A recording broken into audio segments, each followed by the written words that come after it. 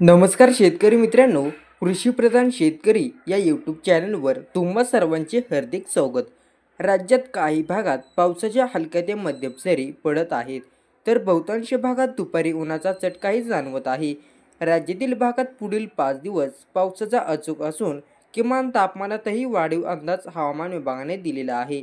मान्सूनचा परतीचा प्रवास पुन्हा 2 दिवस थबकला.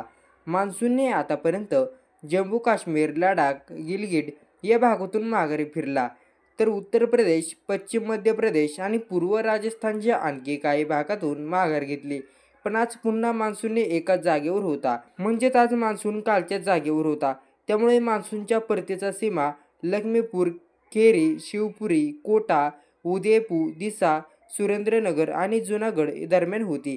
हवामान विभागाने दिलेल्या अंदाजानुसार आज काही भागात पावसाचा अंदाज दिला. हवामान विभागाने आज सिंधुदुर्ग, रत्नागिरी, कोल्हापूर, सातारा, पुणे, सांगली, सोलापूर, नांदेड, परभणी, हिंगोली, जालना, छत्रपती संभाजीनगर, जळगाव, धुळे आणि नंदुरबार जिल्ह्यात काही ठिकाणी जोरदार पावसाचा अंदाज दिला.